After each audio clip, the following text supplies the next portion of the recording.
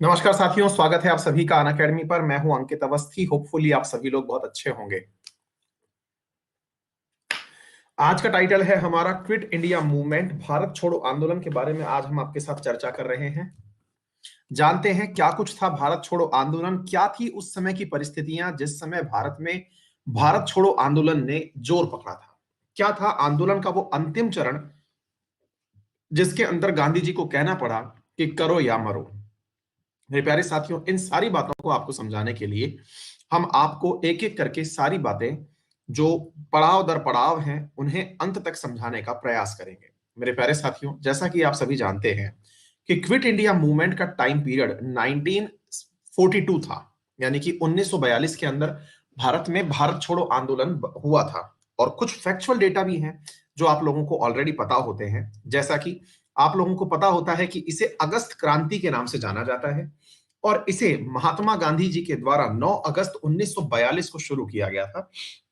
Quit India Gandhi ji के द्वारा दिया गया एक स्लोगन था जिसके अंतर्गत उन्होंने कहा था करो या फिर मरो। ठीक है ना। तो मेरे प्यारे साथियों, वो क्या थी कहानी जिसकी वजह से भारत उस समय मजबूर हुआ, या भारत के मतलब जो क्रांतिकारी थे वो उस समय मजबूर हुए कि अब हमें करो या मरो जैसा कोई काम करना पड़ेगा, यानी लोगों को इस हद तक मोटिवेट करना पड़ेगा कि हमें आजादी के लिए किसी भी हद तक गुजर जाना है। ठीक है ना।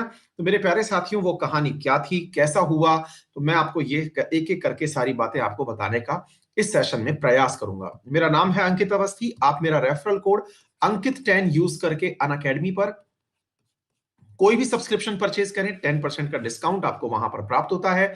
आप चाहे तैयारी करें यूपीएससी की, तो यूपीएससी की प्राइसेस हाइक होने वाली हैं आज से मेरे प्यारे साथियों, 31 से। तो आइकॉनिक जो प्लान है हमारा, आइकॉनिक यूपीएससी के अंदर, उस प्लान के अंतर्गत फीस जो है वो बढ़ जाएंगी। आपको पर्सनल मेंटर अगर तैयारी के अंदर चाहिए हो तो आप इस प्लान का यूज कर सकते हैं।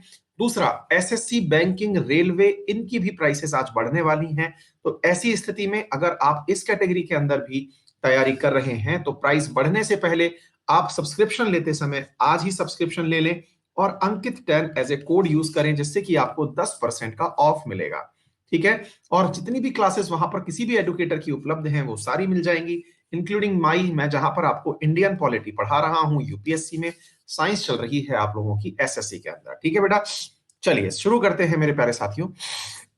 Quit India movement, quit India movement से जुड़ा हुआ जो कंटेंट है वो आप लोगों की फाइल में मैं अपडेट कर देता हूं, ये लीजिए, ताकि आप इस थ्योरी को और इवन क्विट इंडिया मूवमेंट से बाद तक का जो भी फेज है वो आप लोगों को उपलब्ध हो जाए। लीजिए साथियों, मैं आपके साथ में इसे शेयर कर दे रहा हूं। ये थोड़ा थ्योरेटिकल पोर्शन है, परीक्षा में बहुत ज्यादा इससे पूछा जाता है, सवाल वगैरह पूछे जाते हैं। तो आइए हम बताना चाहेंगे आपको क्या कुछ हुआ था।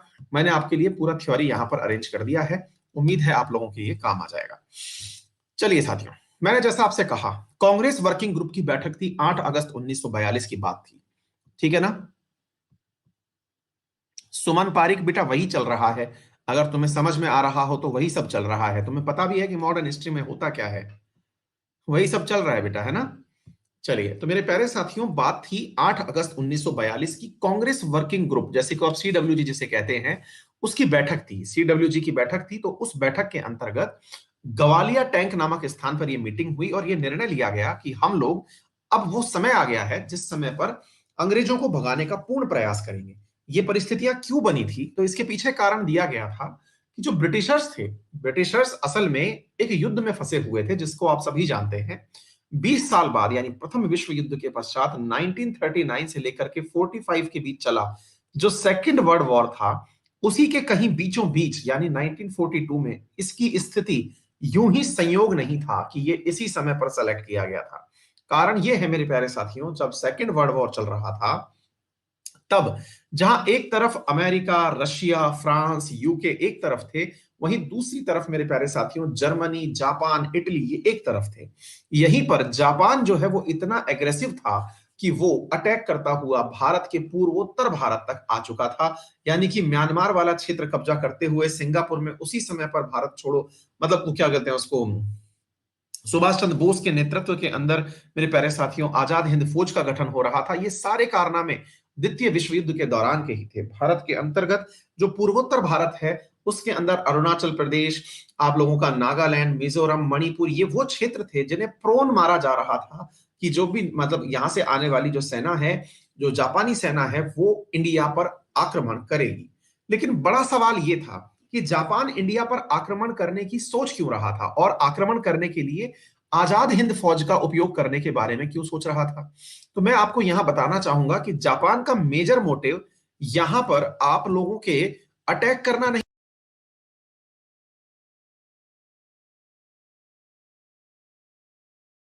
पर आप लोगों के यहां पर अटैक करना नहीं था। असल में उसका मेजर मोटिव तो जो ब्रिटिशर्स थे, जो इंडिया पर शासन कर रहे थे, उनसे युद्ध करना था। तो ये वो सही समय समझा गया था कि ब्रिटिशर्स को अगर हराना है तो ब्रिटिशर्स के खिलाफ यहां पर माहौल बना दो जिससे ब्रिटिशर्स की जो नींव है वो कमजोर हो जाएगी। क्या आपको ये बात समझ में आ रही है? ब्रिटिशर्स को कमजोर करने के लिए इंडिया में उनके खिलाफ पूरा माहौल बना दो जिससे ब्रिटिशर्स की नींव यहां कमजोर हो जाएगी और वो भारत छोड़ करके भाग जाएंगे। क्योंकि एक तरफ उनके ऊपर दबाव पड़ रहा होगा किसका, मतलब जापानी हुकूमत से मतलब लड़ाई करने का, और दूसरी तरफ जहां पर उनका शासन है वहां पर ही अगर उनका विरोध होगा तो ऐसी स्थिति में यह संभव है कि ब्रिटिशर्स भारत छोड़ करके भाग जाएं। इसी दबाव बनाने की टैक्टिक्स के तहत मेरे प्यारे साथियों जो मेजर प्रयास किया गया वो दबाव बनाने का ही था। और इस दबाव बनाने की टैक्टिक्स के तहत ही मेरे प्यारे साथियों परिणाम ये निकल करके आया। क्या निकल करके आया कि साहब भारत के अंदर दबाव बनने की रणनीति को आजाद हिंद, क्या बोलते हैं इसको, भारत छोड़ो आंदोलन के नाम से समय दिया गया और पहचान दी गई। तो 9 तारीख को मेरे प्यारे साथियों गवालियर टैंक से रेजोल्यूशन 8 तारीख को पास हुआ और 9 तारीख को ये कार्यक्रम आंदोलन को आयोजित कर दिया गया। अब सवाल बनता है कि इसमें मांगे क्या की गई थी, मतलब क्या था, करना क्या चाहते थे। तो गांधी जी ने कहा कि भैया हम लोग चाहते हैं कि ब्रिटिशर्स यहां से इमीडिएटली भाग जाए, यानी कि हमारा टारगेट है कि इमीडिएट एंड हो जाए ब्रिटिश रूल का, तुरंत ब्रिटिशर्स यहां से बाहर। ठीक है ना। अच्छा, दूसरा क्या बोले, यहां पर हम ये चाहते हैं कि जितने भी प्रकार की वो ताकतें हैं जो कि साम्राज्यवादी हों या फिर ऐसी ताकतें जो कि केवल और केवल तानाशाही चलाती हों, उनका पूर्ण विरोध किया जाए। आप लोगों को गांधी जी के आंदोलन से एक बात समझ लेनी चाहिए, और वो क्या है, गांधी जी का आंदोलन ये तय था। आप में से कई विद्यार्थी ये भी पूछ सकते हैं कि उस समय फिर ऐसा क्यों नहीं हुआ कि गांधी जी ने अपना समर्थन, भाई जब ब्रिटिशर्स को भगाना था, हम ब्रिटिशर्स से परेशान थे, तो फिर अपना समर्थन इस सेना को क्यों नहीं दे दिया, आजाद हिंद फौज को क्यों नहीं दे दिया, या फिर यह समझ लिया जाए कि जो जापान था, जर्मनी था, इटली था, इसके साथ गांधी जी क्यों नहीं हो लिए, कह देते उनसे कि भाई अंग्रेजों को भगाओ यहां से और हम आपके साथ हैं, हम अंग्रेजों को यहां से मारेंगे, आप वहां मारिए। गांधी जी ने इस पूरे रास्ते में ऐसा कार्य क्यों नहीं किया, ये बहुत बड़ा समझदारी का प्रश्न है।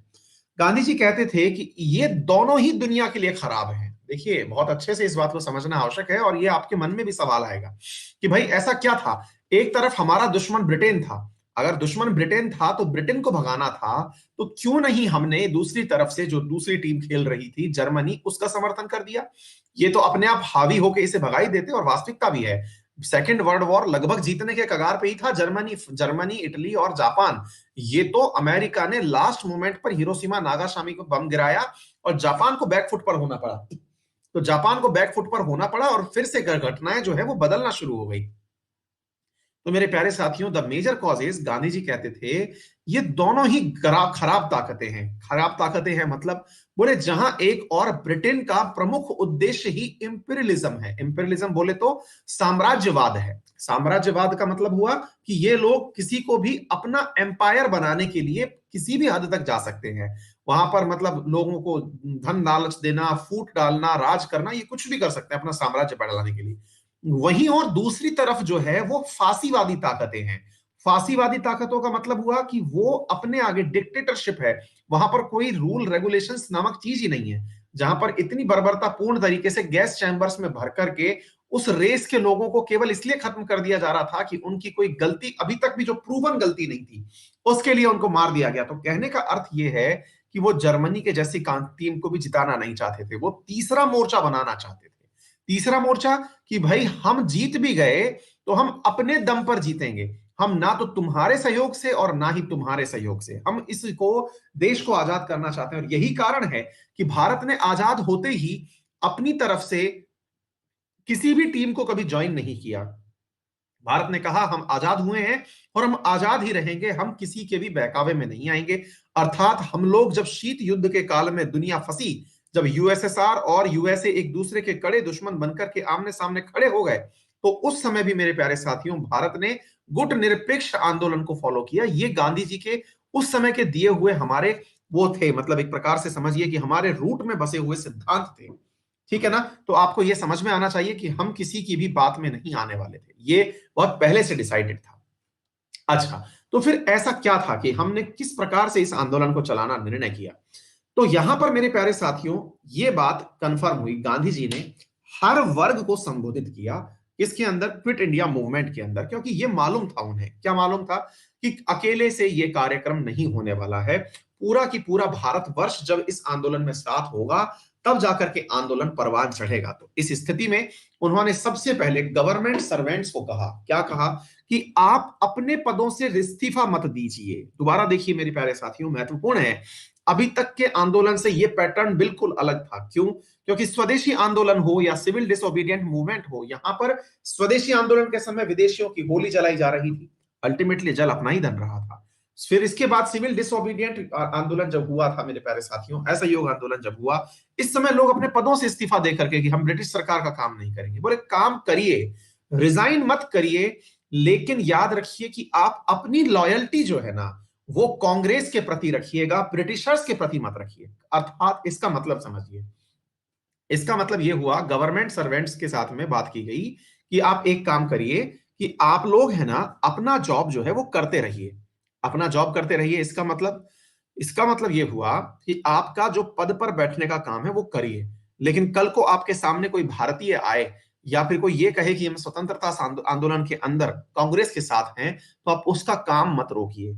आप ये मत सोचिए कि आप अंग्रेजों की तरफ से बैटिंग कर रहे हैं, आप बैटिंग अब हमारी तरफ से करिए। इस तरह से उन्हें मोटिवेट किया गया, सरकारी कर्मचारियों को काम करने के लिए उत्साहित किया गया। ठीक है? अच्छा, सैनिकों से कहा गया कि आप लोग सेना के रूप में ही रहिए, ऐसा नहीं है कि नौकरी छोड़ छोड़ के घर चल दिए।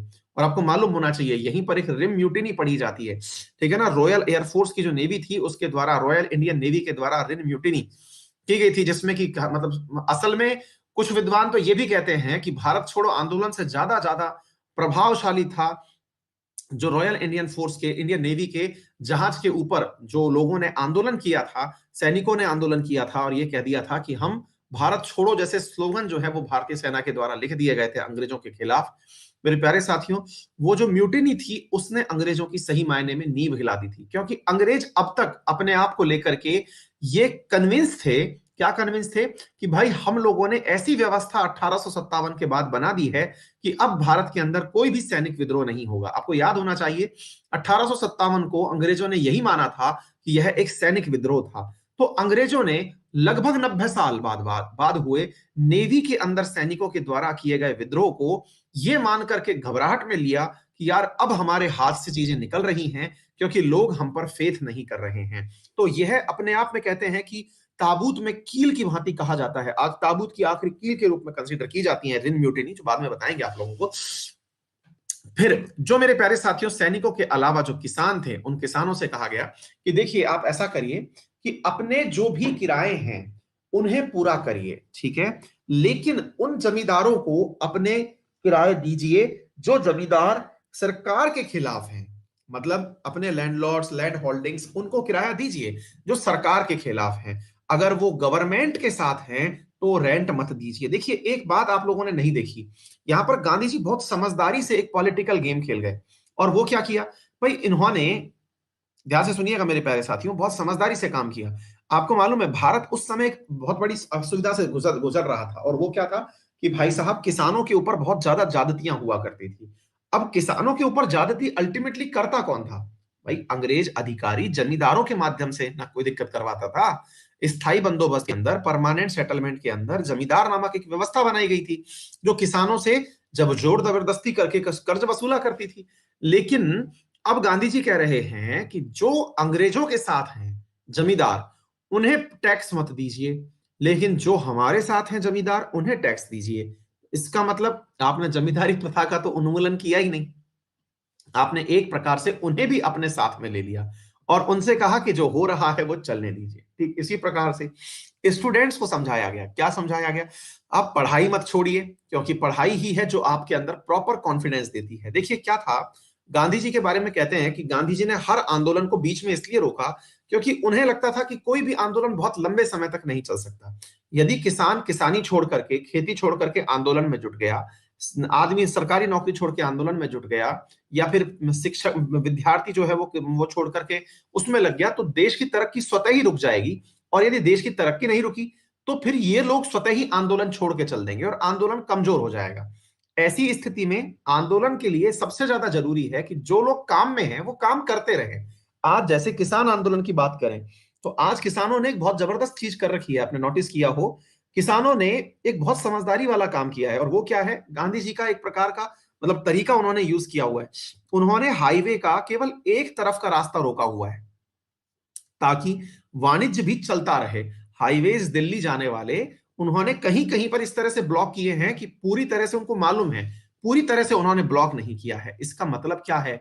इसका मतलब यह हुआ मेरे प्यारे साथियों कि किसानों ने इस प्रकार का तरीका अपनाया हुआ है वर्तमान में भी, जिससे कि असुविधा तो हो लेकिन वो सूचनात्मक रूप से हो, पूर्ण असुविधा ना हो। और आज जो टावर तोड़े हैं, वो तो भैया स्वदेशी की तरह होली जलाने वाली बात है ना। हाँ जी, ठीक इसी प्रकार से मेरे प्यारे साथियों, जो राजघराने थे उनसे कहा गया कि आप लोग हमारे अपने अपने राज्यों के अंदर जो लोग अंग्रेजों के खिलाफ खड़ा होना चाहते हैं, उन्हें खड़े होने दें, उनका दमन ना करें। आप सबसे प्रिंसली स्टेट्स के साथ निवेदन है कि उन लोगों के साथ गलत ना करें, ठीक है ना। तो यह वो तरीका था जिसके थ्रू गांधी जी ने लोगों को एक प्रकार से मोटिवेट किया कि क्या क्या करना चाहिए। फिर आप पूछेंगे इसका रेस्पॉन्स क्या निकला। मैंने कहा भाई इसका रेस्पॉन्स तो बहुत ही खास था। बोले कैसे? गांधी जी जितने भी बड़े नेता थे, गांधी जी थे, और गांधी जी के साथ साथ जो बड़े नेता थे, नेहरू जी, पटेल जी, इनको दूसरे ही दिन गिरफ्तार कर लिया गया। इन्होंने पहले दिन तो घोषणा करी है और दूसरे दिन गिरफ्तार कर लिया गया। लेकिन अब यहां पर एक बहुत बड़ी चीज देखने को मिली जिसका कि अंग्रेजों को भी इंतजार वो था, मतलब अंदाजा नहीं था। उनको लगता था कि आंदोलन जो होता है वो केवल नेताओं से चलता है, इसलिए उन्होंने बड़े नेताओं को गिरफ्तार कर लिया। बोले यही लोग नेता लोग हैं जो कि लोगों को भड़का रहे हैं, है कि नहीं। और जैसे आप लोगों ने देखा होगा, कश्मीर के पत्थरबाजों को रोकना होता था तो भारत सरकार ने 370 हटने के बाद नेताओं को अंदर डाल दिया कि बेटा तुम ही हो जो दुनिया को भड़काते हो, चलो तुम्हारी छुट्टी करते हैं। लेकिन अगर आप लोग देखें, हाँ जी, लेकिन आप लोग देखें तो जैसे ही इनको गिरफ्तार किया, कश्मीर के अंदर एकदम पूर्ण शांति की व्यवस्था स्थापित हो गई। तो लोगों को भड़काने वाले नेता थे, अंग्रेजों को लगता था कि नेता ही हैं जो लोगों को भड़का रहे हैं। नेताओं को साहब अंग्रेजों ने गिरफ्तार कर लिया कि चलो साहब जेल चलो। लेकिन अब पता है क्या होता है? अब होता यह है कि नेताओं के गिरफ्तार करने के बाद में नए नेता निकल आते हैं, नए नेता निकल आते हैं, और तब आते हैं आपके जेपी, जयप्रकाश नारायण और राम मनोहर लोहिया, जिनकी वजह से आज आपके बिहार और उत्तर प्रदेश के अंदर लंबे समय से जो पार्टी चल रही है वो उन्हीं की लीगेसी है। मेरे प्यारे साथियों, ये यंग लीडर निकल के आते हैं, और इसी प्रकार से महिला लीडरों में निकल के आती हैं अरुणा आसफ अली, जिन्होंने लीडरशिप के अंदर आए हुए इस वैक्यूम को धारण किया। मतलब जो एक निर्वात की परिस्थिति बन गई थी ना कि अब क्या होगा, क्योंकि ये सारे लोग गिरफ्तार कर लिए गए, अब इन्होंने मास को मूव किया। और ऐसी स्थिति में कहते हैं कि लगभग 1 लाख लोग तो इस मूवमेंट के अंदर गिरफ्तार किए गए थे। आप इससे अंदाजा लगाइए। और ये प्रयास किया गया था कि किसी भी प्रकार की हिंसा ना हो, और लोगों के ऊपर लाठी बरसाई गई, सब कुछ किया गया, लेकिन सब लोग टूटे नहीं और विरोध प्रदर्शन में सड़कों पर उतर आए। ऐसा कहते हैं कि ना तो कोई बच्चा छूटा इस आंदोलन से, ना कोई महिला छूटी। लगभग 10,000 लोग ऐसे थे जो कि पुलिस की फायरिंग में क्विट इंडिया मूवमेंट के दौरान मारे गए थे। मतलब इतनी बड़ी चीज थी। लेकिन सबसे बड़ी और जो रिमार्केबल चीज है वो ये कि अंग्रेजों के लाख चाहने के बावजूद भी भारत में कोई कम्युनल वायलेंस नहीं हुआ था, कोई भी सांप्रदायिक उन्माद नहीं हुआ था। उम्मीद है आप सभी साथियों को यह बात समझ में आ गई होगी। इवन कांग्रेस को पूरी तरह रद्द कर दिया गया। यह कहा गया कि कांग्रेस कोई पार्टी नहीं है, इसको बैन कर दीजिए। कांग्रेस को एक इलीगल पार्टी घोषित कर दिया गया, सारे नेताओं को जेल डाल दिया गया। और इवन गांधी जी जो 1942 में गिरफ्तार हुए, 1944 में जाकर रिहा किए गए कि नहीं, और वो भी हेल्थ ग्राउंड्स पे, गांधी जी की तबीयत ठीक नहीं थी तब जाकर के रिहा हुए। तो ऐसी में मेरे साथियों ये जो चीज निकल करके आई, ये जो ज्वाला थी, इसने अंग्रेजों को सोचने पर मजबूर कर दिया कि ये कैसे सारा काम लोगों ने किया। मेरे प्यारे साथियों, उम्मीद है आप लोगों को ये बात अच्छे से समझ में आ गई होगी। यहां पर लोगों ने अपने अपने तरीके से प्रदर्शन किए, अपने अपने तरीके से। जैसे कहा जाता है कि अरुणा आसफ अली जो थी, इन्होंने अपना ही वो चला लिया था, मतलब अंडरग्राउंड रेडियो स्टेशन टाइप से चला लिया था, ठीक है ना। और मतलब नेताओं ने अपने अपने तरीके निकाल लिए थे। ठीक इसी प्रकार से कुछ पार्टी ऐसी भी थी जहां पर मतलब लोगों ने सपोर्ट नहीं किया। कुछ पार्टी ऐसी भी थी जो कि इसके अंतर्गत मतलब क्विट इंडिया मूवमेंट को जिन्होंने सपोर्ट नहीं किया था, जिसमें मुस्लिम लीग का नाम आता है, हिंदू महासभा का नाम आता है। मेरे प्यारे साथियों, लेकिन यहां पर जान लेना जरूरी है कि जो मुस्लिम लीग थी वो ब्रिटिशर्स के भी फेवर में नहीं थी। उनका तो मकसद ये था कि हमें ना तो आपसे मतलब है, ना हमको इनसे मतलब है, हमें तो दोनों ही जगह से मतलब नहीं है, इसलिए हमें अलग देश बनना है। और जब हमें अलग देश बनना है ना, तो ऐसी स्थिति में हमको आप दोनों से क्विट इंडिया मूवमेंट खेलना है। हमको तो क्विट इंडिया, हमको इंडिया छोड़ के भागना है। तो ऐसी स्थिति में लीग अपने ही परेशानी में परेशान थी। तो ऐसी स्थिति में कहा जाता है कि जिन्ना ने लोगों को यह समझाने का प्रयास किया था कि भाई, इसलिए मतलब जिन्ना के बारे में कहते हैं कि जिन्ना ने अंग्रेजों से यह कहा था कि भैया, अगर आप लोगों को हमारी तरफ से, और ये बहुत बड़ी बात भी है, आपको समझनी होगी कि जब जिस भी प्रकार की म्यूटिनी हुई थी, इन सभी में इन सारे नेताओं को यह पता था कि अगर आर्मी, नेवी, एयरफोर्स यदि ये एक बार के लिए ये मानने को तैयार हो जाए कि नेताओं के भड़काने पर सेना भड़क रही है, तो भविष्य में सेना हमेशा नेता का इंतजार करेगी। इसलिए इनमें से किसी भी नेता ने सेना को भड़काने का कार्य नहीं किया। आपने सुना होगा, मैंने पीजेंट बोला, मैंने स्टूडेंट बोला, मैंने वर्कर बोला, लेकिन मैंने आर्मी नहीं बोला कि आर्मी से क्या कहा गया। मैंने ये कहा जरूर कि आर्मी से कहा कि आप जिस पे हैं वो पद पर बने रहें, उनको भड़काया नहीं गया। क्यों? क्योंकि देश तो आजाद होना ही था, और देश आजाद होना था। और बाद में अगर पाकिस्तान जैसे हालात अपने हो जाते, आए दिन मेरे प्यारे साथियों यहां पर क्या होता, फिर पाकिस्तान जैसे ही यहां पर आंदोलन होते, यहां पर लोग जो है वो क्या बोलते हैं, तख्ता पलट करते रहते। तो वो सारी परिस्थितियों को समझदारी से उस समय समझा गया था।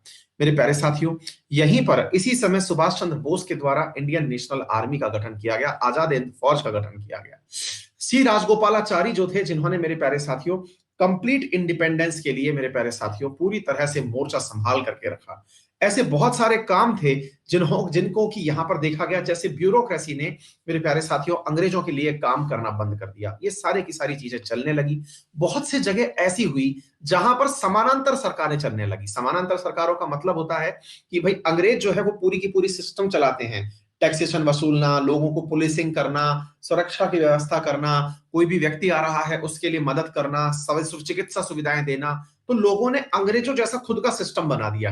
जैसे बलिया, तामलुक और सतारा, ये 3 जगह थी जहां पर समानांतर सरकारों की, और ये सवाल मतलब बहुत बार पूछा गया है मेरे प्यारे साथियों, है ना। बलिया, तामलुक और सतारा ये वो जगह थी जहां पर लोगों ने पैरेलल गवर्नमेंट्स का निर्माण कर दिया था कि भाई, हम अपनी सरकार चलाएंगे, अंग्रेजों की सरकार से लेना देना हमें बिल्कुल नहीं है। ऐसा कहते हैं कि ये जो पूरा मूवमेंट है, ये 1944 तक चला था। और यूपी, बिहार, महाराष्ट्र, मिदनापुर, कर्नाटक, ये प्रमुख क्षेत्र थे जहां पर जाकर के यह पूरी तरह से प्रभावित किया था। यानी कि लगभग पूर्ण भारत भी कहा जा सकता है, लेकिन हाँ, फिर भी majority of the Indian states के अंदर यह प्रभावित किया था, और इसका क्षेत्र बहुत ज्यादा व्यापक था।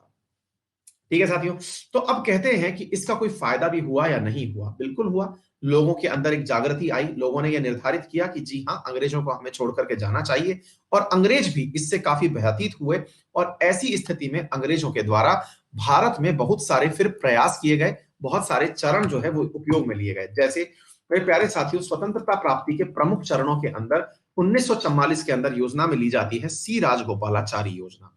इसे कहते हैं सीआर फॉर्मूला। इसके अंतर्गत क्या हुआ था साथियों? ऐसा हुआ कि कांग्रेस और लीग जो है वो आपस में इस बात से जूझ रही थी। लीग ये कहती थी कि भैया, हमें अपना अलग देश चाहिए, कांग्रेस कहती थी कि भाई हम आपको अलग देश तो नहीं दे सकते, क्योंकि मुसलमानों का प्रतिनिधित्व तो हम भी करते हैं, और अगर हम ऐसा कर देंगे तो फिर यहां पर दिक्कतें खड़ी हो जाएंगी। तो फिर कहते हैं राजगोपालाचारी ने कांग्रेस और जो मुस्लिम लीग है इनके बीच में कुछ बातों को लेकर के सेटलमेंट करने की बात करी, और उसमें कहते हैं कि यदि, मतलब इनमें सीआर फॉर्मूला कहा जाता है इसे, राजगोपालाचारी ने मुस्लिम लीग को आश्वस्त किया कि हम आपकी स्वतंत्रता की मांग का समर्थन करेंगे यदि आप मतलब अंतरिम सरकार के निर्माण में कांग्रेस का सहयोग करें। ये बिल्कुल वैसा ही था जैसे कि आपको मालूम हो तो 1916 के अंदर जो लखनऊ पैक्ट हुआ था, तो लखनऊ पैक्ट के अंदर भी कांग्रेस ने मुस्लिम लीग से कहा था कि हम आपके खिलाफत मूवमेंट में साथ देंगे यदि आप हमारे साथ में अंग्रेजों का विरोध करें। वैसा ही राजगोपालाचारी ने मुस्लिम लीग की स्वतंत्रता की मांग का समर्थन करने के बदले उनसे कहा कि हमें अंतरिम सरकार बनने तक साथ दीजिए ताकि एक बहुसंख्यक रूप से अंग्रेजों का हम सामना कर सकें। और यह कहा गया कि भाई हम ऐसा कर लेंगे कि आप लोगों के लिए देश तो हम एक ही रखेंगे, मतलब ऐसा नहीं करेंगे कि भाई अलग पाकिस्तान हो जाएगा या हिंदुस्तान हो जाएगा। हम ऐसा करेंगे कि जिन क्षेत्रों में मुस्लिम बहुसंख्यक है वहां पर कार्य करने के लिए आपका ही एक आयोग स्थापित कर दिया जाएगा, और जब देश आजाद हो जाएगा तब वयस्क मतगणना के आधार पर, अडल्ट सफरेज के आधार पर हम यहाँ के निवासियों से पूछ लेंगे कि कौन कहां जाना चाहता है। अगर वो अलग होने की बात करते हैं तो उन्हें अलग कर दिया जाएगा। अभी फिलहाल के लिए आप लोग हमारे साथ आ जाइए, ठीक है ना। और सबसे बड़ी बात है कि जब हम आपके सामने इस प्रकार का व्यवहार कर रहे होंगे कि मतदाताओं को समझा रहे होंगे कि इंडिया में रहना है या पाकिस्तान में, तो ऐसी स्थिति में हम आपको और अपने आप को, यानी कि मुस्लिम लीग को भी और कांग्रेस को भी, इवन जो भी रीजनल पार्टी होंगी उन सबको चुनाव प्रचार करने का पूर्ण मौका देंगे। ऐसी स्थिति में अगर तब भी जाकर के बंटवारा हो जाता है तो कोई बात नहीं, तो हमारा जो डिफेंस है, हमारा जो कम्युनिकेशन है, हमारा जो ट्रेवल है, यानी कि जो इधर से उधर जाने का जो हमारा यातायात है, इन सबको तो हम कॉमन रूप से चलाएंगे और आप लोग अपना अपना देश चला लेना। यानी जिस प्रकार से आज राजस्थान, उत्तर प्रदेश, मध्य प्रदेश, इन सब राज्यों का जो डिफेंस व्यवस्था है वो तो केंद्र ही संभालता है, वो किसी राज्य के अधीन थोड़ी है। ना संचार राज्य के पास है, ना परिवहन राज्य के पास है, रेलवे केंद्र की होती है, डिफेंस केंद्र की होती है, विदेशी संबंध केंद्र के होते हैं। तो राजगोपालाचारी ने भी यही कहा कि देखिए ऐसी बात है, अगर आपको लगता है कि मुसलमानों का प्रतिनिधित्व आपको करना है, कर लेना, अपना राज्य बना लेना, कर लेना।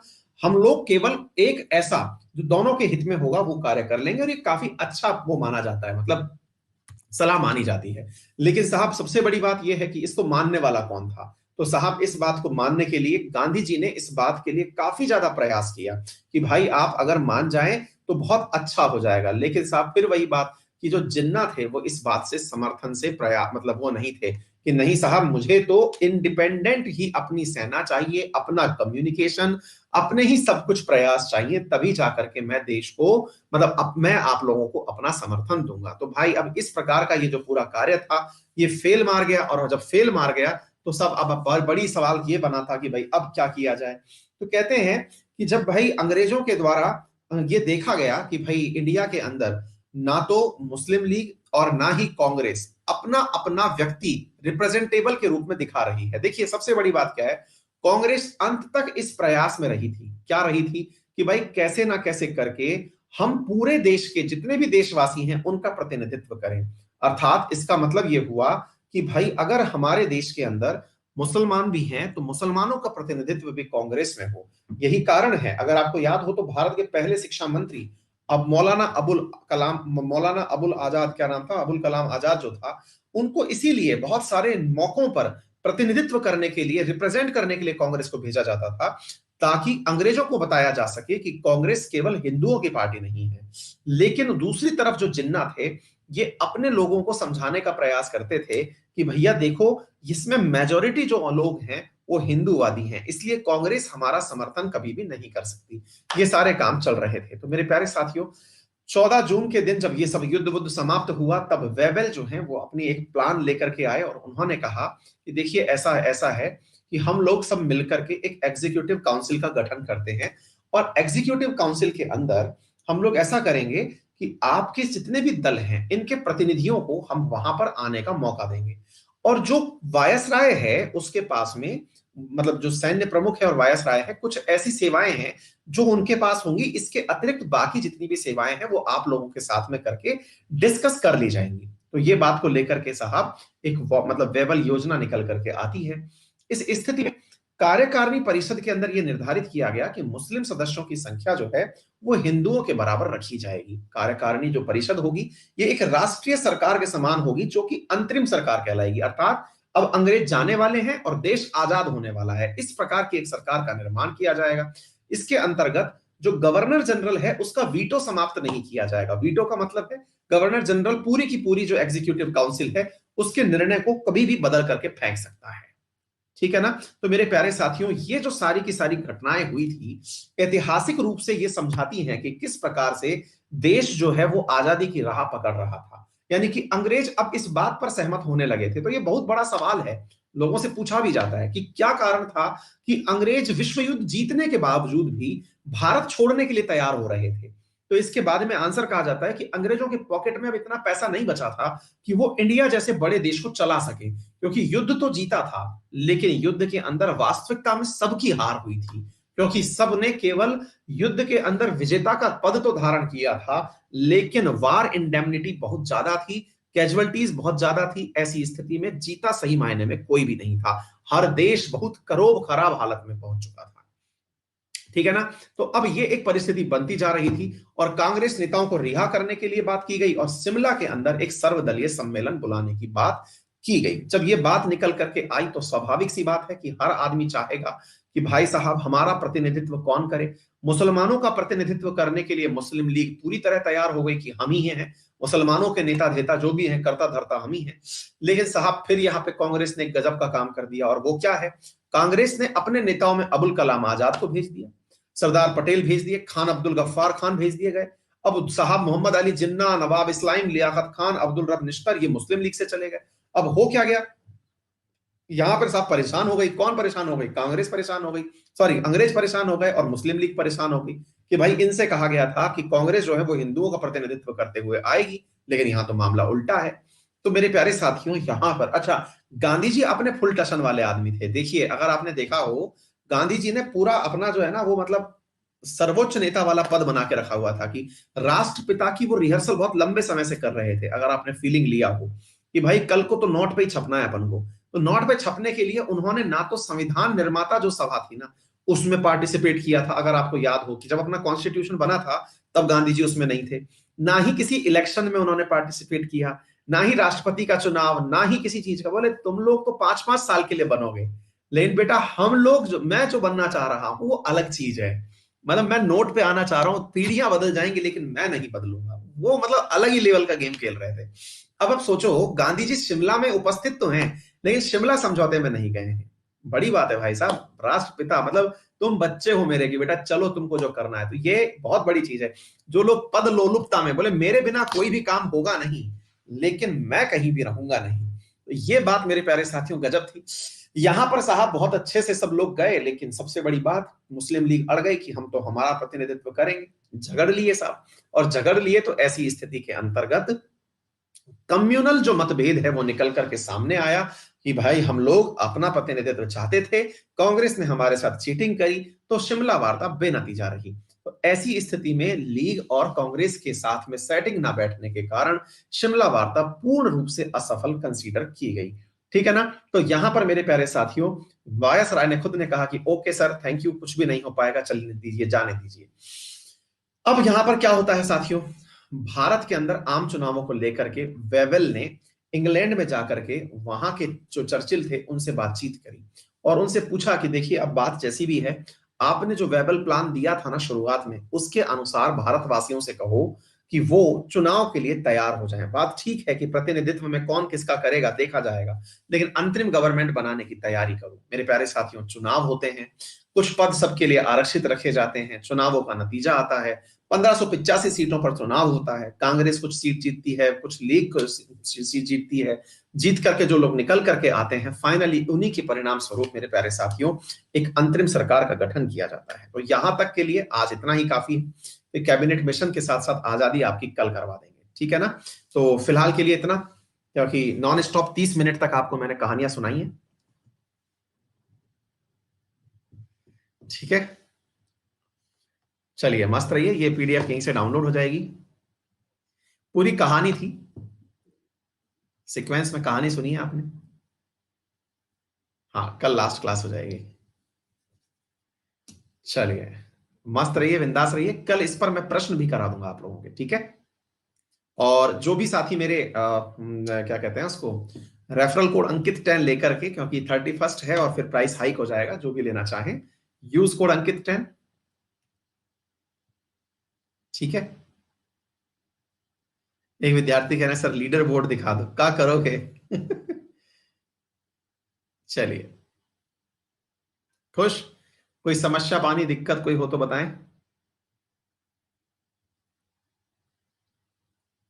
थोड़ा और सुनाएं स्टोरी। बेटा स्टोरी की भी एक सीमित समय होता है, अगर ज्यादा देर तक स्टोरी चल गई तो फिर आपको मजा नहीं आएगा।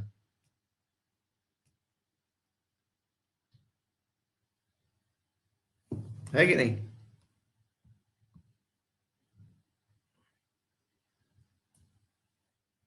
सुदीप्त, करते हैं भाई, कुछ प्लान करते हैं।